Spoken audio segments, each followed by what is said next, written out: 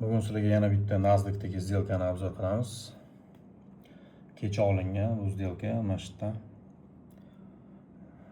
Bu yerda ko'rishingiz mumkin 29 ga yaqin joyda откат bergan moment olingan. 29 mingdan qo'zg'aldi kecha.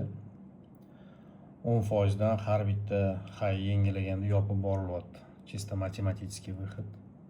10% dan yopib borilyapti. Tepaga qarab ketyapti narx. Ko'rishingiz mumkin, важный уровень. Именно o'sha уровеньda mana iceberg olib kirishgan. Iceberg sakrayapti tepaga. Maydalab olib kirishdi, крупный iceberg tagida olib kirdi. Mana shu разворотный moment bo'ldi, tepaga qarab yuraverdi. O'sha momentda полный объем загрузить qildi longga. Tepaga qarab ketdi. Именно o'sha momentda S&P da важный уровень и low bor edi, o'sha yerdan qo'zg'aldi S&P ham. Nasdaq bilsanglar S&P bilan korrelyatsiya qiladi. Agar S&P движенияni подтверждать qilsa, Nasdaq ham shu tomonga qarab yuradi. Agar ложный beradigan bo'lsa, ya'ni proboydan keyin S&P tasdiqlamasa bu движенияni, bu движение Nasdaqda ложный bo'ladi.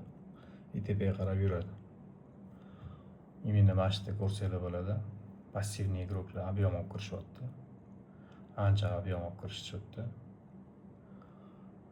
Крупный zaifkalar продажанiki market bilan urilgan. Tepaga qarab tortyapti shu yerdan. Именно o'sha zonada bosim kuchli. Ya'ni pastga qarab продажа ko'proq.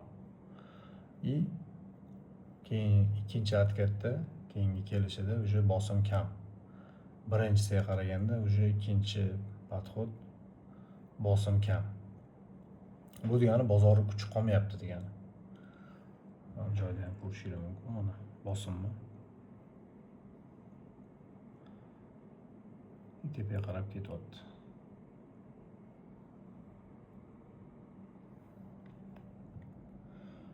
Сделкani ushlab turibmiz. Matematik yopilyapti sekin-sekin. Bugun juma, kunning oxirigacha taqab yopishi mumkin. Indeks. Oylik time frame'da ko'rishingiz mumkin holatini. Tepada yopilgan 30 ming tepasida likvidni yechib, dalisha haylani olib 31 ming, 32 mingga qarab yurish beryapmiz katta. Kuzatamiz Nasdaq long. Aka yaxshi ketyapti.